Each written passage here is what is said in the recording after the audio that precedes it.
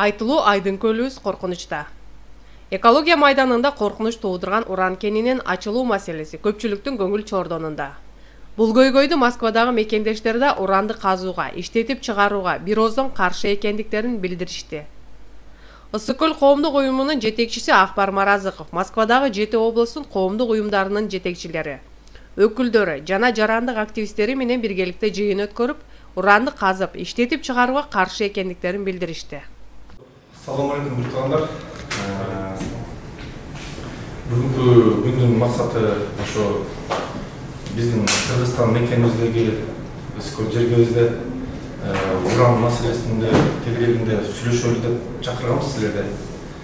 Ансыганда ар бирөөбүз Кудай буйрса оюбузду айтып, пикирибизди айтып, бул жердеги бөтөн жерде мекендештерибиз, ысык-көлдүк жердештерибиз пайдагерлик мамиле менен карабай турганыбызды, оюбузду, пикирибизди жеткиргенге бүгүн чогулуп отурабыз. Мына экология жагына айтып аткан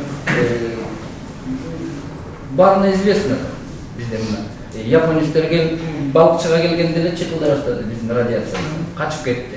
Эмираттар келип арам экен бул жерде силердин туалеттериңер жок экен деп качып кетти. Эмитен эле баштады.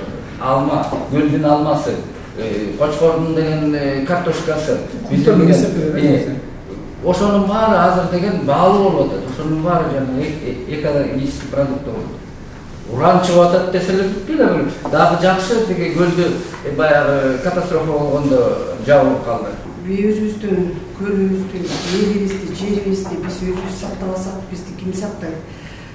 Ушул бизден эмне деген кен байлыктар чыгат, алтын чыгып бүттү, аны талкуулап бүттүк. Эми азыр Токтурбек айткандай, эми уран деген биздин тагдырыбызды, бала чакабыздын баарыбыздын байлап турган нерсесин азыр бизде жокко чыгаруу деген маселе. Жыйында өз пикирлерин Талас Нарын, Ысык-көл, Баткен коомдук уюмдарынын жетекчилери жана активисттери уранын канчалык деңгээлде зыян экендигин айтышып, экологияга өтө терс таасирин тийгизерин, убактылуу эмес биротоло бул үчүн дагы да аракет кылып каршы турушаарын баса белгилешти. Эки негизги маселе бул деген экологияны сактоо, анан кантип мисалы өнүгүү да мамлекеттин өзүнчө стратегия болот да. Аларды карай келгенде биринчиден экология боюнча биринчи деген уран чыгып аткан экология сакталабы, сакталбайбы эч ким жооп бере албайт туурабы? Бул негизи бул деген туура эмес да, уже бир минус. Экинчи жагы экологиядан тышкары турган болсо өнүгүү жолунун бири биздеги Ысык-көл областы туризм болуп саналат да. Турист жагы көтөрүлөбү, туризм жагы көтөрүлбөйт. Эң негизги эки фактор. Эки фактор туура эмес нерсеге алып келип атат да. Биринчиден, экинчиден болсо ошо эки фактордон агып чыгат эмне экономический положение. Экономический положение алып келгенде, салыштыра келгенде уран чыгарган малда 30 миллион деп айтып атышат. Бизге бөлүнүп берет экен да. 30 миллион бул деген доход катары санайлы, бирок канча срокко кетет, аны да эч ким билбейт. То есть получается 5 жыл, 10 жыл. Сеттен уран иштелип чыккандан ал жер деген пайдаланабы, пайдаланбайбы деген вопрос да. Биринчиден. Экинчиден туристтер келеби, келбейби деген экинчи вопрос болот. Эми эң негизгиси эми туризмди алып көрөт. Туризм менен жыл сайын биздин казынага туристтердин аркасынан канчадан миллиондон акча келет. Менин оюмча, например, азыр Кыргызстан өзүнүн багыты, негизги багыты болот, Россияга келтире айтып атат, мисалы, башка мамлекеттер экопродукт деп атабыз да. Уран чыгып турган жерден кайсы экопродукт болот? Макул, ал деген зыяны келтирбесе деле башка бирөө отурган болсо түшүнбөйт да. Образованиенин ачыспалдардан башка көпчүлүк түшүнбөйт. Уран чыккан жерден келди десе, элдин баары чочуп. Соответственно, биздин продукция автоматически токтойт. Ошон үчүн баягы ошол жагдан карап салыштыра келгенде, менин оюмча, бул туура эмес да, уран чыгаруучу. Бир да бизге пайдасын алып келбейт. У вас законом Кыргызстан горнодобывающая деятельность, биосферной территории запрещена, да? Ушу уран казып байыганча, андан көрө ошол Кыргызстандагы уруулардын ошо лицензияны арзан баада сатып алгандардын чөнтөгүн, уруулардын чөнтөгүн казса, мамлекет көбүрөөк пайда тапмак да. Уран деген темасы эч кандай козголбогон үчүн бул уран деген эмне, анын адамга кандай пайдасы бар, кандай зыяны бар, эч ким ойлонгон эмес да. Баткендеги болгон проблемалар дагы ошол кимдир бирөөнүн туура эмес кагазды коюп, кагазга кол коюп, анан контролдун жоктугунан ошончо кыжалат болуп кетти да. Эгер бул нерсе чыгарылганды дейт, кайра калыбына келтириш үчүн көптөгөн кылым керек экен, не то что жыл, кылым керек экен. Ошон үчүн бул нерсеге мындай серьезно карашка эме кылат элек да, суранып кетет элек да.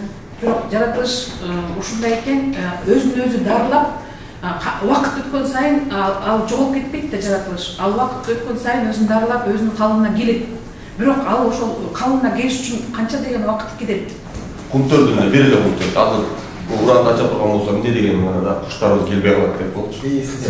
Муундарыбыз бизге мындай бир аксакалдарды, мындай бир природаны, мындай бир ысык көлүбүздү таштап кетти эле. Мен кийин балдарыма кандай нерсени таштап кетип атам деген суроону өзүнө берип туруп анан чечим чыгарса, андан башка дүйнөгө алабыз. Биз эле уранга каршыбыз. Уран жөнүндө вообще понятие жок болчу, честно сказать. Жана эжеке айтып кетпеди, бирөө кол койгон, бирөө кайдыгер карап койгон да, ошол колдучу. На каком основании подпись поставили? И ким аны текшериш керек болчу. Ошондо Кудайдын өзү кечирсин, каралбай калгандан Начнутся разработки урана, что в какое место превратится наша жемчужина, да? Это просто полуразваленные, полуразрушенные места, где совершенно жить невозможно будет.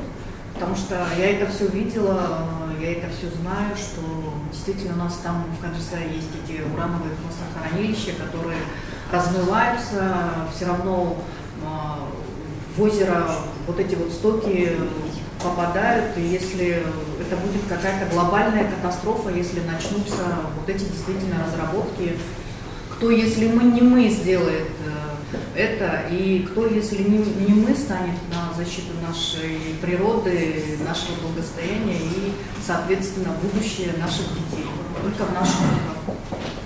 Бүгүнкү чогулушубуз мынакей жакшы форматта, биз баягы сыртта жүрсөк, Россиянын аймагында жүргөндүктө, эч кандай бир ушундай кырдаалдарга курчуп кетишине, пикеттер, акциялар уюштуруп, ушундай ызы-чуу, жаңжалдар чыгып кетпесине жол берип, жакшынакай тейлебиз жолдо, тынччык жол менен өзүбүздүн жарандык көз карашыбызды билдирип койгонбуз жакшы. Мухаммедкалы Абылгазиевич Дүйшекеевичтин акыркы эмесинде билдирүүсүндө убактылуу токтотулуп турат болот да. Мен буга өзүмдүн жеке көз карашым убактылуу эмес, такыр эле токтотуш керек да.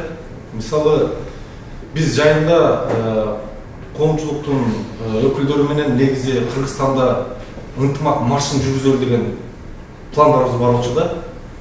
Эгер бул уран маселеси убактылуу токтолуп кайра ачыла турган болсо, мен өзүмдүн кет башым менен жооп берем.